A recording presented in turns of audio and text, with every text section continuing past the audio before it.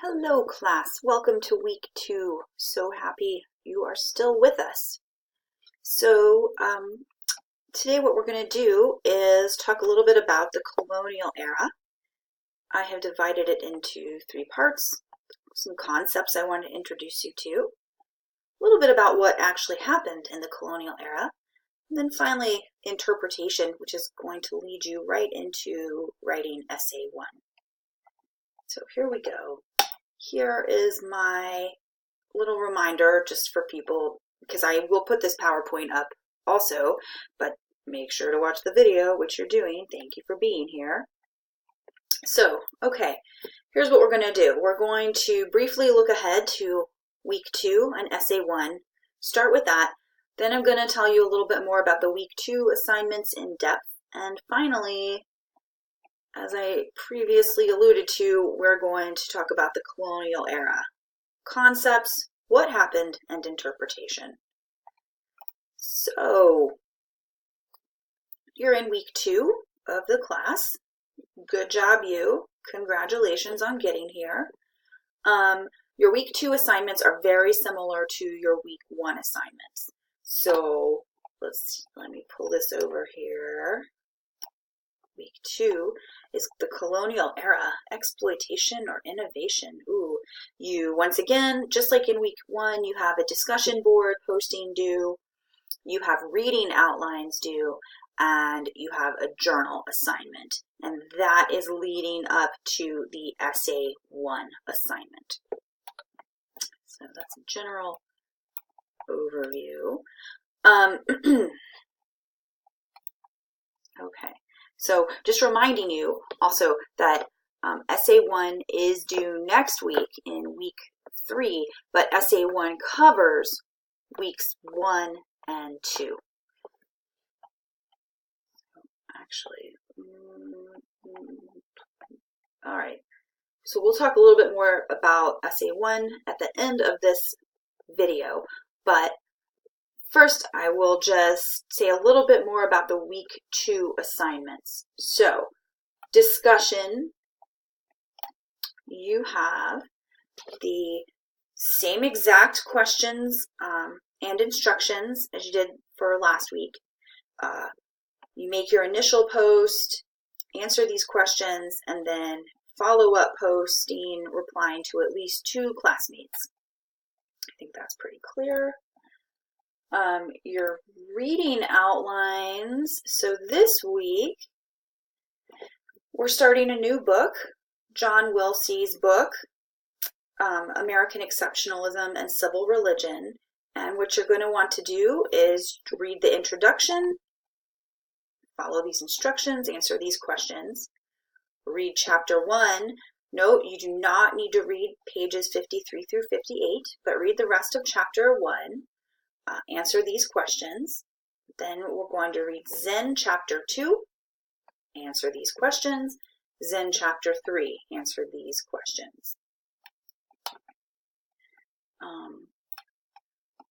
Also in week 2, we have another journal assignment. I'm going to do a little bit of free writing. Remember, free writing, judgment-free zone. I'm just giving you some things to think about and asking you to please write about them. Let's see, write at least 1 page answering whatever pops into your mind when you look at these questions.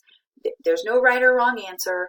We're just thinking. All I really care about is, did you write 1 page? It does not have to be a good page.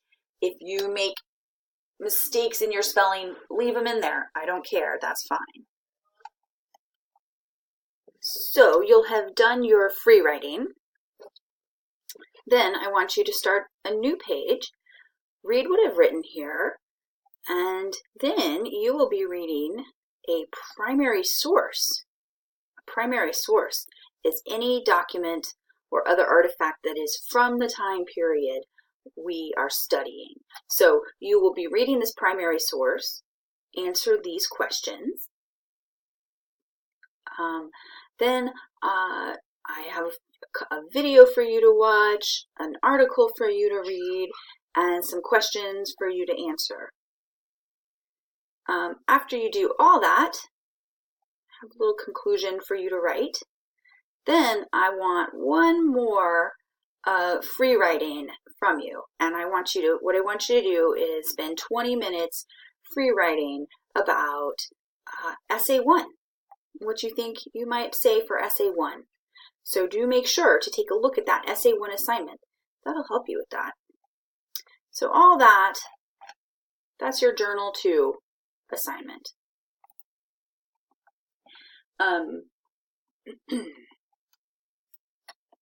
So just to remind you, for week 2, you will have your discussion assignment, you'll have your reading outlines, and your journal assignment.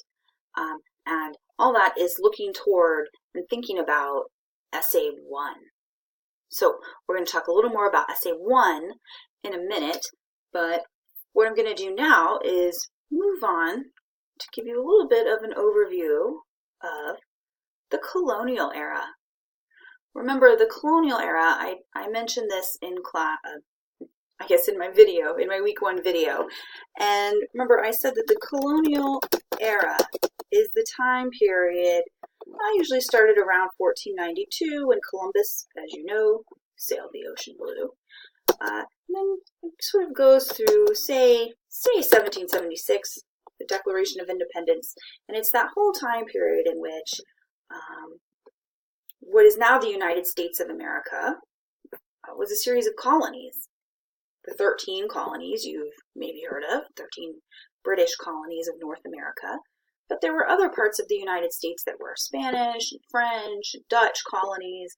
So hence it's named the Colonial Era. What I'm going to talk about now is introduce you to a few concepts I want you to understand about the Colonial Era. Then I have a couple slides about literally what happened in the Colonial Era. And we will conclude with a little bit about interpretation, which again will help you with essay 1. So first of all, concepts. No, not what happened yet. Just concepts regarding the Colonial Era. I'll just remind you, one of the big concepts that I introduced in week 1 was that really when we're studying history, we are studying what happened, but we're also studying how we remember history. There's really no way to separate out what we think we know or what we quote-unquote remember about history from history itself. And all of that, as I mentioned in my week 1 video, is part of a process of identity building. How do we know who we are? Whether we're talking at an individual level, a family level, or a national level, we're really a collection of stories we tell ourselves. And a lot of those stories have to do with the past. And the examples I pointed to last week were recent controversies about statues of Confederate figures, especially in the American South. And then the one we talked a lot about, and you read and wrote about in class, had to do with Christopher Columbus and how he is remembered. So for this week, we have 3 big concepts that I'm introducing to you. One is American exceptionalism. The other is historiography, which is just sort of a ridiculous word for the concept of historians' interpretations of the past. And the third is the concept of primary sources. So all of these concepts will help you with essay 1, and I'm going to talk about each one now. So, concepts. As I said, the first one is American exceptionalism. And this really, I think, will become clear for you as you read John Wilsey's book, the introduction in chapter 1 of Wilsey's book, American Exceptionalism and Civil Religion. So a great hint that the book is about American exceptionalism is that the phrase itself appears in the book's title. Always something to look for. And going back to that reading outline 2 assignment,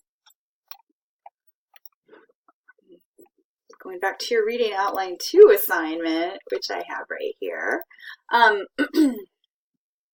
you'll notice that I've asked you in reading outline 2, how do you think John Wilsey defines American exceptionalism?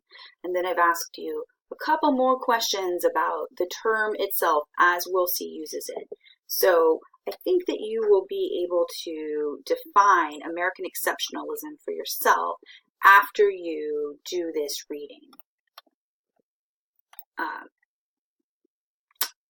And I'll just point out that I do ask you about American exceptionalism, not just in reading outline 2, but also in essay 1. So another concept that I'm going to introduce right now is the concept of historiography. Let's move this picture there. Historiography, which is just, it's how historians have interpreted the past over time. So let me show you what I did here, which is that I literally typed into Google the 2 words, definition, historiography, and then boom, Google showed me a definition right there. The study of historical writing, the writing of history. These are good definitions. I repeated that definition here for you. The study of historical writing, how historians have written about history over time. And where this is first going to come up for you is, again, in that reading outline 2 assignment, right here at the Zen chapter 2. I start off my first question. One historiographical debate can be simplistically characterized as which came first, slavery or racism. That is a vast oversimplification of that question, but still, the question is about historians interpreting. So what I kind of want you to start thinking about and start getting used to is that idea that historians are always interpreting the past over time. Even something as seemingly objective as a textbook is not objective.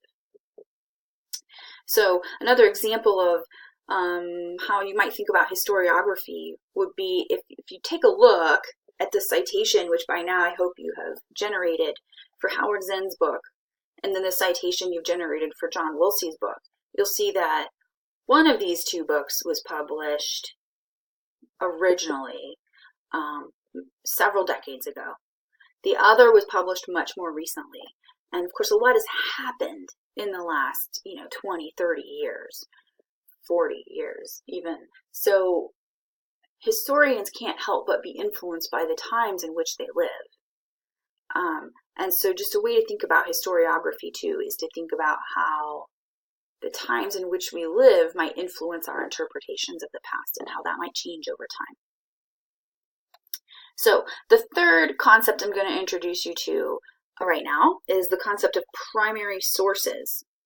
Primary sources, the way in which we use this term in history is that when we say primary sources, we're talking about documents or artifacts from the time period that we are studying.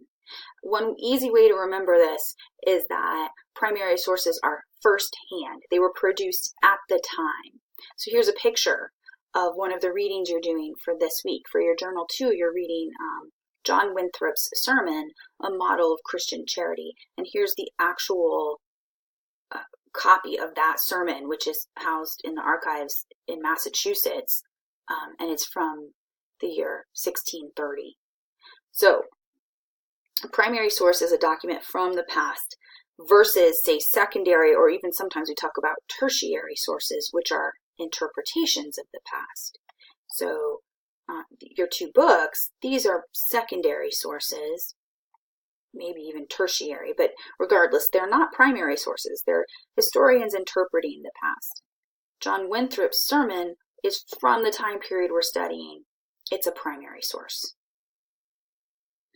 So I'm going to stop this video here and pick up with part 2, in which we'll talk about what happened in the colonial era.